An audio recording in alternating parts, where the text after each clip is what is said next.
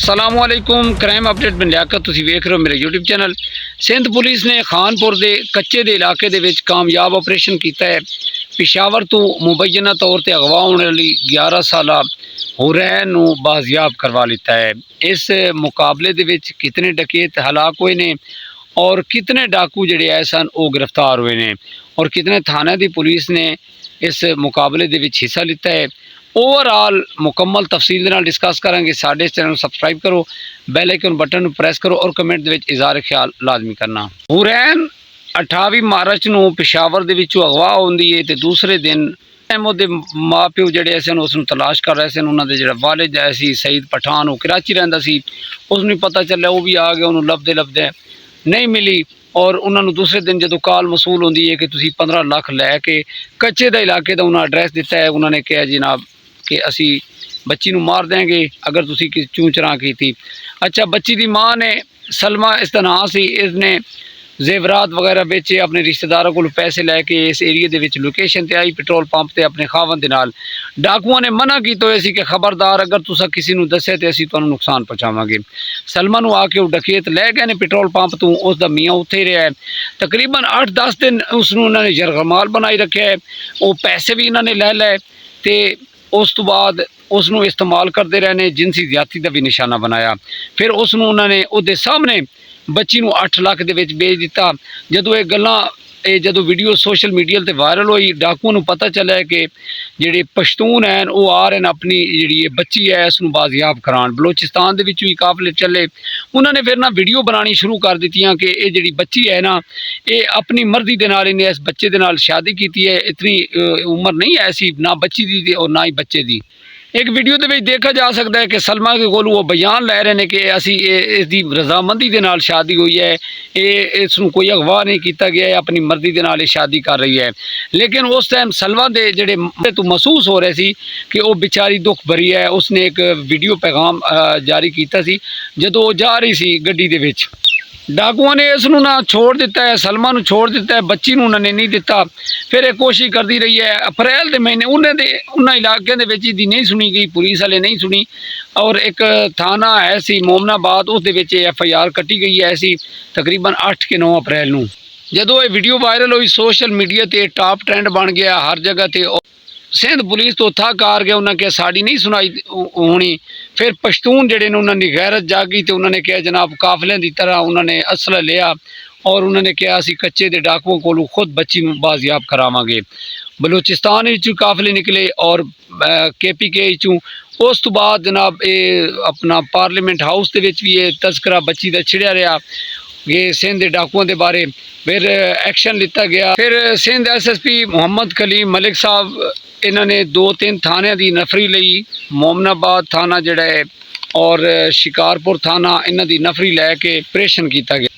ये बच्ची इस खानपुर के एरिए दे कच्चे दे इलाके दे विच ऐसी खानपुर दे विच सर्च ऑपरेशन किया गया है। 48 घंटे जिहड़े मुकाबला जारी है, 48 घंटे दे सर्च ऑपरेशन ऐसी इस दे विच मुकाबला होया। डाकू जिहड़े है सन उन्होंने बड़ा मुकाबला किया और तकरीबन 30 तो 35 डाकू है सन। 3 दिन जिहड़े ने सर्च ऑपरेशन जारी रहा है जनाब। इहदे विच कई डकैत जिहड़े जख्मी हालत दे विच कुछ गिरफ्तार हुए ने ते कुछ फरार होने कामयाब हो गए। 2 डाकू जिहड़े है सन और जिहड़ी सिंध पुलिस है उन्होंने इस बच्ची तक रसाई हासिल की और इस बच्ची नूं इन्हां डाकुआं दे कोलों बाजियाब करवा लिता। जिहड़ी ये पुलिस है सी इसनूं लीड कर रहे सन SSP मोहम्मद कलीम मलिक साहब।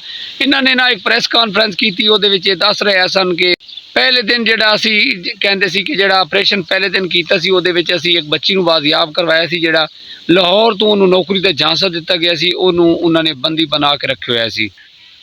सिंध पुलिस के नारे वजने शुरू हो गया जदों उन्होंने इस बच्ची नूं बाजियाब करवाया। खानपुर अपना जिहड़ा शिकारपुर का एरिया है। 2 डकैत जिहड़े मुकाबले दे विच हलाक हुए ने, उन्हां दी जिहड़ी शनाख्त है ना वो कुछ इस तरह है। एक डाकू यासीन बंगलाई और दूसरा डाकू जिहड़ा है सी वो अब्दुल वहीद एक खैरपुर दा रहने वाला सी और इस दे उत्ते 29 मुकदमे दे विच ये पुलिस नूं मतलूब आ। ज़्यादातर जिहड़े इन्हां दे उत्ते मुकदमे है सी वो यही है सी कि लोगों नूं अगवा करके मूँह मंगा तवान मंगना। जो इतलात आ रही ने कि कई ऐसे और ही बच्चे जिहड़े ने इन्हां दे कोलों बाजियाब करवाए ने पुलिस ने। बाद दे विच सिंध पुलिस के बड़े बड़े सवाल उठे ने कि सिंध पुलिस ने पहले क्यों नहीं एक्शन लिता। ਇਹਨਾਂ ਡਾਕੂਆਂ ਨੂੰ ਇਤਨੀ ਛੂਟ ਕਿਉਂ ਦਿੱਤੀ ਹੋਈ ਹੈ। ਇਹਨਾਂ ਡਕੈਤਾਂ ਨੇ ਕਿਤਨੀ ਘਟੀਆ ਹਰਕਤ ਕੀਤੀ, ਇਸ ਬੱਚੀ ਦੇ ਨਾਲ ਸਿਗਰਟ ਤੱਕ ਜਿਹੜੇ ਨੇ ਉਹ ਸੁਲਗਾਉਂਦੇ ਰਹੇ ਨੇ। ਔਰ ਇਸ ਦੀ ਜਿਹੜੀ ਵਾਲਦਾ ਹੈ ਸੀ ਸਲਮਾ, ਉਹਨਾਂ ਨੂੰ ਵੀ ਉਹਨਾਂ ਨੇ ਇਸਤੇਮਾਲ ਕੀਤਾ, ਜਿਨਸੀ ਜ਼ਿਆਦਤੀ ਕੀਤੀ। ਬਾਅਦ ਦੇ ਵਿੱਚ ਉਹਨਾਂ ਨੇ ਛੋੜ ਦਿੱਤਾ ਸੀ, ਪੈਸੇ ਵੀ ਲੈ ਲਏ ਤੇ ਬਾਅਦ ਵਿੱਚ। ਲੇਕਿਨ ਇਹ ਪੁਲਿਸ ਦੀ ਬੜੀ ਵੱਡੀ ਕਾਮਯਾਬੀ ਹੈ। ਦੇਖਦੇ ਹਾਂ ਕਿ ਜਿਹੜੇ ਉਹਨਾਂ ਦੇ ਕੋਲੋਂ ਪੈਸੇ ਲਏ ਨੇ 15 ਲੱਖ ਰੁਪਇਆ, ਉਹ ਪੁਲਿਸ ਵਾਪਸ ਕਰਾਂਦੀ ਹੈ ਜਾਂ ਕਿ ਨਹੀਂ। ਜੀ ਦੋਸਤੋ, ਇਹ ਇੱਕ ਬੱਚੀ ਨਹੀਂ ਹੈ, ਕਈ ਐਸੀ ਬੱਚੀਆਂ ਨੇ ਜਿਨ੍ਹਾਂ ਨੂੰ ਇਹ ਜਨਾਬ ਇਸ ਤਰ੍ਹਾਂ ਨੌਕਰੀ ਦਾ ਝਾਂਸਾ ਦੇ ਕੇ, ਸ਼ਾਦੀ ਦਾ ਝਾਂਸਾ ਦੇ ਕੇ ਬੰਦਿਆਂ ਨੂੰ ਅਗਵਾ ਕੀਤਾ, ਫਿਰ ਮੂੰਹ ਮੰਗਾ ਤਾਵਾਨ ਮੰਗਿਆ, ਉਹਨਾਂ ਦੀ ਜ਼ਿੰਦਗੀ ਦੇ ਨਾਲ ਖੇਲਿਆ। ਇਹ ਇਹਨਾਂ ਦਾ ਕੰਮ ਹੈ। ਅਸੀਂ ਖਰਾਜ ਤਹਿਸੀਨ ਪੇਸ਼ ਕਰਨੇ ਹਾਂ ਕਿ SSP ਮੁਹੰਮਦ ਕਲੀਮ ਮਲਿਕ ਸਾਹਿਬ ਨੇ ਇਹ ਸਰਚ ਆਪਰੇਸ਼ਨ ਕਾਮਯਾਬ ਕਰਵਾਇਆ ਔਰ ਇਹ ਜਿਹੜੇ ਡਕੈਤ ਹੈ ਸਨ ਉਹਨਾਂ ਦੇ ਕੋਲੋਂ ਇਸ ਬੱਚੀ ਨੂੰ ਬਾਜ਼ਿਆਬ ਕਰਵਾਇਆ। ਔਰ जितने ही इस खानपुर दे एरिया है या शिकारपुर का एरिया या जितने ही इस इलाके दे विच डकैत रुपोश हैं, इस तरह के सर्च ऑपरेशन किए जान और उन्होंने कैफे किरदार तक पहुँचाया जाए ताकि जेडे बेचारे इन्हां दे नरगे दे विच आ जाते हैं। इन्हां दी कोशिश होंदी है किसी न किसी तरीके बंदे नूं फसाया जाए। अगर उहदी ख्वाहिश है कि मैंने अच्छी गड्डी चाहिए है या ट्रैक्टर चाहिए है या मसदा चाहिए है या तीतर चाहिए है, ओवरऑल या वो शादी का ख्वाहिशमंद है, तो उसनों किसी न किसी तरीके दे विच घेरना। ये जिहड़ा फ्रॉड करते हैं ये इन्होंने औरतां भी इनवॉल्व की हुई होंदी ने, उन्हां औरतां दे जरिए बंदे नूं गुमराह करते हैं, फिर उत्थे बुला के ते फिर उसनूं अपने नरगे ते फसा के किडनैप करके ते मुँह मंगा तवान मंगते हैं। जिहड़ा बंदा अगर तवान ना देवे ना तो वह उसके खिलाफ कार्रवाई इस तरह करते हैं कि उसनूं जान तो मार देंदे ने। खुराक कोई नहीं देंदे, बस अपने मतलब तक होंदे ने। पैसे लै जिस तरह उन्हें सलमा को इन्होंने 15 लाख रुपया लिया और बच्ची नूं फिर अगे 8 लाख रुपया बेच दिता। हुण साडी यही गुजारिश है कि जिहड़े इन्हां दे पैसे लगे ने, जितना ही खर्च होया इन्हां डकैतां कोलों रिकवरी कराई जाए। ये जिहड़े बच्ची दे अहले खाना हैं उन्हां नूं ये पैसे दिते जान। और साडी ये गुजारिश है वज़ीर आला सिंध अगे और IG सिंध साहब दे अगे कि सिंध पुलिस दे विच अगर कोई इस तरह का गलत हरकत करता है, डकैतां दे नाल इनवॉल्व होंदा है, उसनूं उन्हां दे नाल ही सज़ा दी जाए और उन्हां दी इंक्वायरी होन और उन्हां नूं इस महकमे दे विचों कढिया जाए। KPK दे जिहड़े पश्तून हैं उन्हां दी बहादरी नूं सलाम कि उन्हां ने अपने लश्कर लैके बच्ची नूं बाजियाब कराण काणों निकले ने। बलोचिस्तान दे विचों पठान निकले ने और उस तो बाद पुलिस भी हरकत आ गई और पुलिस ने उस तो पहले बच्ची नूं बाजियाब करवा लिता। हालांकि वो सिंध जिहड़े काफले आए सन वो सिंध नहीं पहुँचे सी। इसे पैगाम के नाल सानू इजाज़त दो, अपना ढेर सारा ख्याल रखना। अगर कोई इस तरह का इंसीडेंट हो, अक्सर ये कि बच्चे भी अगवा हो रहे हैं, बच्चियां भी अगवा हो रही ने और बंदे भी अगवा हो रहे हैं, भाई कोशिश करनी चाहिए है। हालात बड़े ख़राब हैं, अपने बच्चों पर नज़र रखनी चाहिए है।